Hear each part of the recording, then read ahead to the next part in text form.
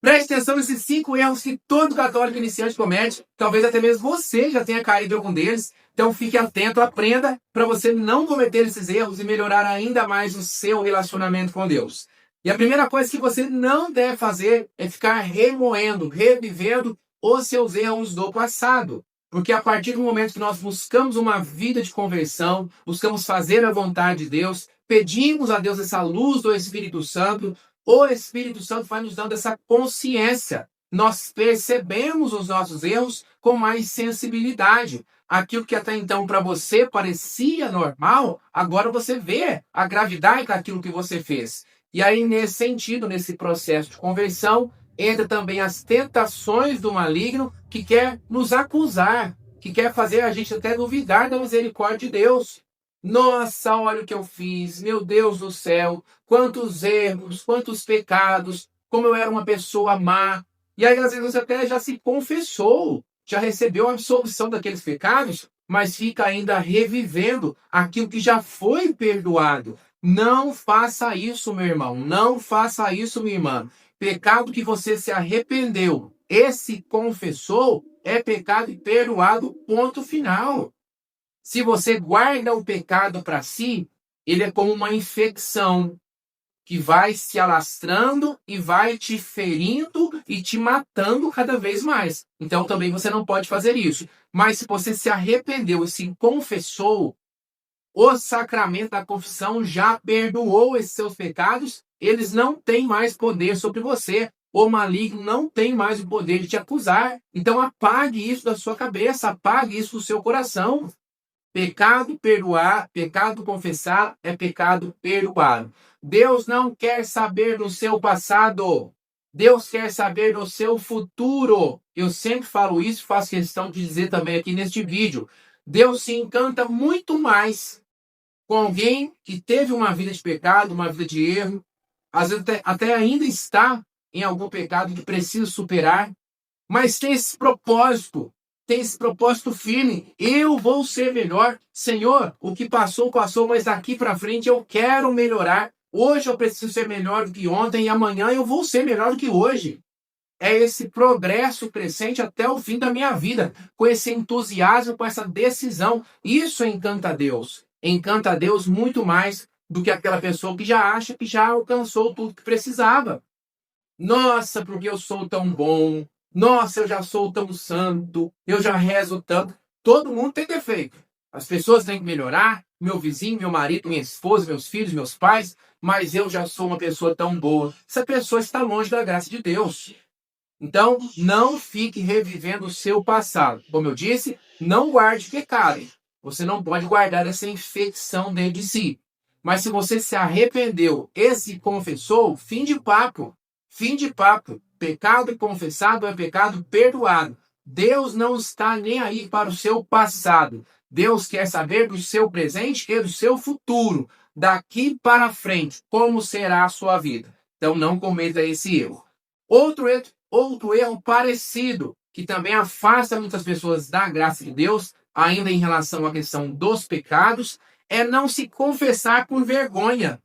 Quantas pessoas deixam que a vergonha domine sobre elas e impeça que elas recebam esse sacramento? Vergonha de se confessar, meu irmão, todos nós temos. Eu tenho, você tem, o Papa tem, todos nós temos. Qualquer pessoa de bom senso tem. Deixa eu reformular aqui a minha frase. Nem todos têm. Qualquer pessoa de bom senso tem. Qualquer pessoa que tenha vergonha na cara, que tenha brilho, que tenha consciência dos seus erros. Toda pessoa nessa circunstância tem vergonha. Porque ninguém quer, né? Tem prazer em exaltar os seus erros, os seus defeitos, os seus pecados. Todo pecado é uma coisa nojenta, é uma coisa horrenda, é uma coisa vergonhosa. Então, isso não é algo ruim, isso é algo bom. Como eu disse no princípio, a pessoa sem conversão, uma pessoa que não está nem aí para a vontade de Deus, para ela tudo é normal. Vive na imoralidade, vive nos prazeres do mundo, vive afastado de Deus, não está nem aí com os mandamentos, e para ela tudo é normal, ela não tem vergonha. Como a palavra nos fala, algumas pessoas têm até prazer de contar, de proclamar os seus erros, como se fossem coisas boas. Essas pessoas estão afastadas de Deus. Então, quando você está com o coração aberto, sintonizado com o Espírito Santo, que é perfeito, que é santíssimo, você tem essa vergonha, que é sinal de que você está no caminho certo, mas não deixe que essa vergonha te impeça de se confessar. Vá se confessar. O sacerdote não está ali para te julgar, nem tampouco para avaliar se vai te absolver ou não. Nossa, deixa eu avaliar aqui, deixa eu pegar aqui o livro, deixa eu fazer o cálculo para saber se eu posso te perdoar ou não. Não é assim. Você vê, você olha o sacerdote, um homem visível, mas quem está ali diante de você é Jesus misericordioso, infinito em misericórdia, que não quer saber do seu passado, mas quer saber o seu propósito presente. Acabei de dizer isso, repito. É daqui para frente. Eu estou arrependido. Meu arrependimento é sincero e tenho o propósito de não pecar novamente. Então é isso que vale para Deus. Ter vergonha é normal. Vença essa vergonha e vá se confessar. Terceiro erro que muitos católicos iniciantes cometem, como eu disse, talvez até mesmo você já tenha cometido, é ir com muita sede ao pote. Isso também é muito comum, porque quando nós que estamos no mundo, ou estávamos no mundo, ou até mesmo caminhávamos com Deus, mas vínhamos ali meio assim, meio mornos, um pé lá, um pé cá, não é? Você era aquele católico, às vezes, de IBGE, que não tinha uma vivência, mas teve esse encontro com Deus. Talvez numa santa missa, numa palestra que você foi, uma experiência que você teve, ou até mesmo no seu dia a dia, pelas circunstâncias que você viveu. Deus te deu essa graça e você abriu o coração e teve esse encontro com Jesus, essa vivência, essa experiência de Deus, e agora tudo mudou. E agora tudo vai ser diferente. E agora eu vou rezar o rosário todo dia, e vou fazer jejum 2 vezes por semana, e vou à Santa Missa diária, e vou acordar de madrugada, e vou ler a Bíblia em um mês, e já comprei 10 livros sobre teologia, sobre isso, sobre aquilo, e vou me consagrar a Nossa Senhora, e vou me filiar à Ordem Mariana, e vou ser de São José, e etc, etc, etc, e vou dar tudo para os pobres, e vou... E a pessoa acaba se frustrando, porque a gente não consegue, a nossa vida é um processo. É como se eu, que fosse sedentário, nunca fiz uma atividade física, ou o máximo que eu fiz foi uma caminhadinha daqui e ali. Hoje eu vi um vídeo, talvez, que me inspirou. Eu vou ser maratonista. Vou correr 42 quilômetros o mês que vem. Não vou conseguir. Se eu tentar, eu vou até me machucar. E vou desistir. Eu vou para a academia e vou pegar ali 200 quilos, não sei o quê. Você não vai conseguir. É um processo, é gradativo. E no caso da conversão, da busca pelo céu, da busca pela santidade, vai durar até o fim da vida. Então, preste atenção, não estou dizendo que ser intenso é errado. Não estou dizendo que buscar o máximo que você consegue é errado. Muito pelo contrário. Nós precisamos dar tudo a Deus. Mas você tem que tomar cuidado para você não se frustrar e voltar. Olha, quase que eu derrubei Nossa Senhora. E voltar para um lugar até pior do que você estava. Porque isso acontece. Eu já vi muitas pessoas, infelizmente, caírem nessa. Teve um conhecido meu, né? Ele descobriu sobre jejum. Nossa, eu vou fazer jejum. Como é que faz? Ah, é assim, é assado. Então, tudo bem. Eu me proponho, vou pegar uma barraquinha, vou lá pro alto do campo, não vou levar nada. Vou levar só água. Não vou levar comida, e vou acampar lá e vou ficar lá 3 dias sem comer. Você não vai conseguir. Você pode até passar mal, não é? Tanto fisicamente quanto espiritualmente, e desistir. Então, lembre-se sempre, nós temos que buscar a Deus com o nosso máximo, mas sem ir com muita sede ao pote. Você consegue rezar o rosário completo? 4 terços? Ótimo, reze. Se não consegue nesse momento, reze em 1 terço. Já estará ótimo, espetacular. Depois, com o passar do tempo, acrescente mais um, reze 2. Você vai à Santa Missa todos os dias. Ótimo, parabéns, louvado seja Deus. Se você não consegue, vá nos domingos ou sábado à noite para você cumprir o preceito dominical. Nos outros dias de preceito do ano. E acrescente mais 2 dias, mais um dia. Eu vou quarta-feira, dia dedicado a São José. Sexta-feira, dia dedicado ao Sagrado Coração de Jesus. Vou à segunda-feira, enfim, vai intercalando e vai crescendo. Nós precisamos dar o máximo para Deus, mas não podemos ir com muita sede ao pote por esse risco de eu me frustrar e depois voltar e desistir. Não, ser santo não é para mim, eu não consigo, eu não aguento. Nossa, eu já tentei rezar o rosário, mas é muito difícil. Ah, eu não tenho tempo. Ah, eu queria a missa todo dia, já que eu não consigo, então eu desisto de tudo. A gente não pode ser 8 ou 80, tá entendendo? Porque Satanás, que é astuto, ele vai tentar nos atrapalhar, ele vai tentar nos fazer desistir. Então, aquilo que nos salva não é ser um grande católico gigantesco em um dia, em uma semana. Busquei a santidade com a maior intensidade do mundo, me flagelando, fazendo penitência por uma semana. Não é isso de Saulo. É a constância, é a perseverança. Em Mateus capítulo 24, Jesus Cristo, nosso Senhor, nos fala: vai acontecer isso, vocês vão ter provações, muitas dificuldades, etc, etc. Mas aquele que perseverar até o fim será salvo. Vai acontecer isso, o mundo vai estar uma desordem, sua família, pai contra filho, filho contra pai, contra mãe, nora contra sogra. Mas aquele que perseverar até o fim será salvo. Perseverar até o fim. Então o que nos salva não é ser muito intenso em um dia só, em uma semana só, mas a perseverança e a perseverança até o final. 2 últimos erros que também, infelizmente, enganam muitas pessoas, deixam muitos católicos pelo caminho, afastam muitas pessoas de Deus e, claro, nós não podemos permitir.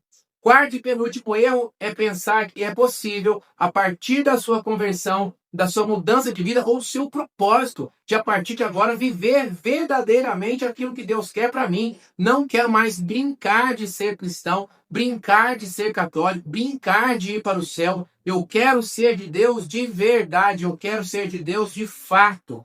A partir dessa decisão, infelizmente, muitas pessoas enganadas por Satanás pensam que ainda será possível conciliar a sua vida nova com as práticas velhas, a sua vida nova com os costumes velhos, a sua vida nova até mesmo com as amizades velhas. E não é possível. Não é possível, não se iluda, não se engane. A palavra de Deus nos fala na primeira carta aos Coríntios, capítulo 15, versículo 33. Não vos deixeis enganar. São Paulo é muito claro. Não vos deixeis enganar. Más companhias corrompem bons costumes. Despertai como convém e não pequeis. 1 Coríntios 15, 33. Então, não se iluda. Não é possível conciliar a sua vida nova com a sua vida velha. Buscar o céu e ganhar essa vida ao mesmo tempo. Eu posso dizer isso por experiência própria. Hoje, graças a Deus, sou missionário, casado, tenho uma vida de alguém que busca verdadeiramente a Deus. Tenho muito que melhorar, mas eu busco sinceramente a Deus. Mas eu já tive uma vida muito desregrada. Eu já bebi de formas desregradas, festas, imoralidades, problemas com mulheres, enfim, não é? Ganância, materialismo, já tive tudo isso. E não adianta. Se eu estou buscando esta vida nova, primeiro, por uma consequência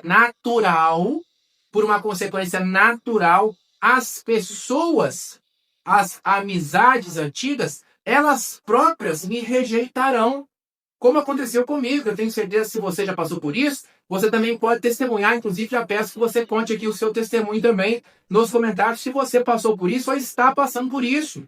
Os meus antigos amigos, a partir do momento que eu parei com a bebedeira, que eu parei com as farras, que eu queria ir à Santa Missa, que eu queria rezar o texto, que eu mudei até a minha forma de vestir, a minha forma de falar, as pessoas foram se afastando. Flávio, você é esquisito. No meu antigo emprego, falaram isso para mim. Não quero te chamar mais para ir na minha casa, para ir em festa, porque você é esquisito. Você agora só quer buscar a Deus, porque isso é pecado, você não faz, aquilo outro é pecado, você não faz, e ainda denuncia. Isso está nos incomodando, Flávio. Isso está nos atrapalhando, Flávio. Você se tornou um incômodo para nós. Porque isso é claro, isso é óbvio. A palavra nos fala que aqueles que fazem obras das trevas querem ficar escondidos. Se você acende uma luz próximo dessas obras para que elas apareçam, eles se escondem, eles fogem, eles não gostam. Se você é luz, se você é essa pessoa de Deus, você naturalmente será excluído por esses amigos que, na verdade, nunca foram seus amigos, né? Nunca foram, são aparentes amigos. Segundo, a questão do hábito. Eu já fumei, eu já bebi, eu já fui uma pessoa que falou muitas coisas imorais, piadinhas de mau gosto. Como é que eu posso mudar de vida, renunciar a isso, buscar o céu, se, por exemplo, eu continuo frequentando os mesmos lugares, onde só acontece piadas, são só ditas piadas de mau gosto, bebedeira rola solta, imoralidades. Ah, não, eu posso ir lá e não praticar aqueles atos. Bobagem, ingenuidade sua, mentira. Muitas pessoas falam sobre isso em relação ao carnaval, festas de final de ano, etc, etc. Não, eu posso ir ao carnaval, é só eu não pecar. Como que mentira. Como Monsenhor Jonas dizia, Monsenhor Jonas Abib, passa pelo chiqueiro e não se suje, passe pelo um lamaçal e não se suje. Se você conseguir fazer isso, então você pode ir ao carnaval e ficar lá. Você pode ir nessas festas de final de ano com bebedeira, pessoas quase nuas. É assim que você quer virar o seu ano? Começar um ano novo no meio desse povo? Não tem jeito. Mais cedo ou mais tarde, aquilo vai te contaminar. Você vai pecar, você vai cair e pior, talvez você se encontre numa situação ainda mais pecaminosa do que anteriormente. Isso também é bíblico.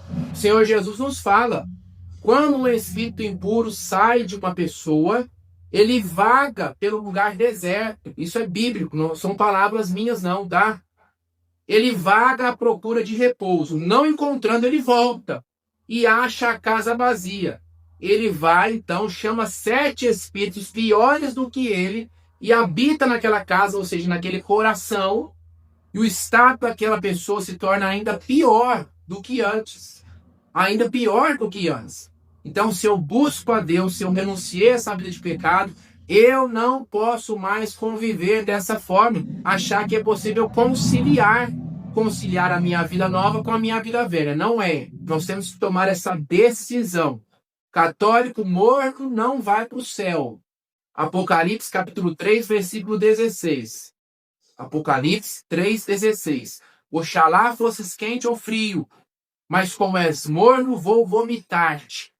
Está na Bíblia. Quem é morno, Deus vomita. Então, se eu quero ir para o céu, se eu quero ser agradável a Deus, eu tenho que tomar essa decisão. É difícil? Sim, mas é preciso. Senão eu vou acabar infelizmente, voltando para uma situação pior do que eu vivia antes. Quinto e último erro é em relação ao sentimento, que também pega muitas pessoas, faz com que muitas pessoas duvidem até do cuidado de Deus. Muitas pessoas começam essa nova caminhada, essa nova etapa na caminhada da vivência católica e sentem aquele despertar. Meu Deus, como o Senhor é maravilhoso, e o coração palpita, aquele arrepio na nuca, muitas pessoas choram. O que é bom, graças a Deus, isso é bom. Mas depois, quando não sentem por um período a presença de Deus, se desesperam. Não, Deus me abandonou, eu rezo e não sou ouvido. Onde está Deus? O que está acontecendo? Eu estou sofrendo, eu estou abandonado, eu estou sozinho, porque eu não sinto mais Deus. Mensuram o seu relacionamento com Deus por aquilo que elas sentem. E nós que somos de Deus não vivemos de sentimentos, vivemos pela fé. O justo vive pela fé. Carta de São Paulo aos Romanos, capítulo 1, versículo 17. O justo vive pela fé e não pelos sentimentos. E aqui eu abro um parênteses para explicar a você algo que talvez você nunca nem tenha ouvido falar, que é a respeito da aridez espiritual. Você já ouviu falar sobre isso? Talvez tenha ouvido falar superficialmente, mas nem sabe o que é. A aridez espiritual é uma coisa boa. É uma coisa, sabe, é um presente de Deus. É ruim? Sim. Gostaríamos de não passar por ela? Sim. Mas é necessária e produz grandes frutos de salvação, de santidade na nossa vida. O que é a aridez espiritual? Deus, o Espírito Santo, ele intervém na nossa vida mais ou menos como que nos nossos relacionamentos amorosos, afetivos dessa vida. Deixa eu contar para você, eu sou casado. Quando a gente começa a namorar, talvez você que tem ou já teve algum relacionamento sabe disso, tudo é flores, tudo é mil maravilhas. Você encontra com o seu namorado, com a sua namorada, só de olhar nos olhos, você já suspira, sente o cheiro, e faz planos, e nós vamos casar, e caminhar de mãos dadas na beira da praia, em direção ao pôr do sol. Mas não é isso que sustenta a sua vida. Matrimônio não é isso. Matrimônio é acordar de madrugada, muitas vezes, para cuidar do filho doente. É muitas vezes ter paciência com a sua esposa, que só faz aquilo que você não gosta. Ter paciência com o seu marido, que faz aquilo que também desagrada. Deixa um copo sujo ali, deixa uma toalha lá, fala uma coisa. É muitas vezes acordar de madrugada, né, ou de manhã ali, levar até um susto com a mulher despenteada. O marido que fez isso, que fez aquilo. E dificuldades financeiras, dificuldades às vezes de uma demissão, e o aluguel que está atrasado. Isso é matrimônio, isso é vida. Não é, sabe, esse sentimentalismo que a gente tem no namoro, no princípio do namoro, nos adolescentes ali que estão começando a vida. Tá entendendo? Isso é bom no início, mas não é isso que sustenta um relacionamento. A mesma coisa em relação a Deus. No princípio, para nos provocar, o Espírito Santo nos dá essa capacidade de sentir, de chorar. Ai, meu Deus do céu, o coração está palpitando. E eu rezo, eu entro até em êxtase, não é? Isso é muito bom, aleluia. Mas depois, para te provar, para saber se você tem um namorico de adolescente, ou se você ama a Deus de fato, se você é alguém que está com Deus, independentemente do que aconteça, Deus permanece com você, porque Deus é fiel, Deus não nos abandona jamais, Deus é fiel, ponto final, ele permanece conosco, mas tira um pouco da capacidade de nós sentirmos a sua presença. Isso é aridez espiritual, para saber se nós somos de Deus de fato ou não. E aí muitas pessoas se desesperam, Deus me abandonou, etc e tal, não passam na prova e, de fato, está ali, né, comprovado que não são pessoas, de fato, que vivem da fé, eles são de Deus. Não estão prontas para o próximo estágio. Não estão prontas para subir mais um degrau em direção à santidade. Não estão, não passaram na prova. Mas, do contrário, se você persevera, eu creio, Deus é fiel, o justo vive pela fé, eu posso até não estar sentindo, mas eu tenho certeza que Deus está comigo, Senhor, me ajude, e você continua rezando, continua pedindo e continua acreditando, logo, logo, logo, a aridez espiritual passa, Deus te dá novamente a capacidade de sentir a sua presença, o que é saborosíssimo, o que é extremamente prazeroso sentir a presença de Deus. Ele te dá novamente essa graça e você passou na prova. E você passou, subiu o degrau. Então tenha essa consciência. Se você está rezando, está pedindo a Deus, não está em pecado grave, não está em pecado mortal, porque o pecado também é uma coisa que nos afasta de Deus. Mas está em estado de graça, se confessou recentemente, tem participado da Santa Missa, tem rezado o texto, e ainda assim não sente a presença de Deus, dê glória. Parece que Deus te abandonou, dê glória. Porque você está passando por essa prova da aridez espiritual que somente as pessoas agradáveis a Deus passam. Todos nós passamos, passaremos, se é que nós queremos ser agradáveis a Deus para subir esses degraus. Porque aí Deus te faz voltar a sentir a sua presença, daí um tempo ele tira de novo, depois ele volta de novo, depois ele tira de novo, e assim será até o fim da nossa vida, para nós subirmos cada vez mais. Então, aprende também a partir de hoje a respeito da aridez espiritual e não se desespere se isso acontecer, muito pelo contrário, dê glória a Deus. E agora me conte aqui nos comentários, por favor, desses 5 erros, dessa partilha que nós fizemos. O que é que você gostou mais de aprender? O que é que te chamou a atenção? Você já caiu, ou às vezes até está em algum desses erros, sim ou não? Conte para mim aqui nos comentários, por favor. Outras dúvidas complementares também sobre este assunto, escreva aqui para mim nos comentários, por favor, que a gente vai dialogando e vai ampliando a nossa reflexão. E, por favor, deixe seu like, o seu joinha e compartilhe este vídeo, que eu tenho certeza que vai ajudar muitas pessoas. Muitas pessoas precisam receber essa catequese, essas explicações, e para isso eu conto com você. Compartilhe os grupos de WhatsApp, do Facebook, Instagram. Compartilhe este vídeo, que eu tenho certeza que quem o receber vai ficar muito feliz com você. Muito obrigado, beijão e até a próxima. Fique com Deus.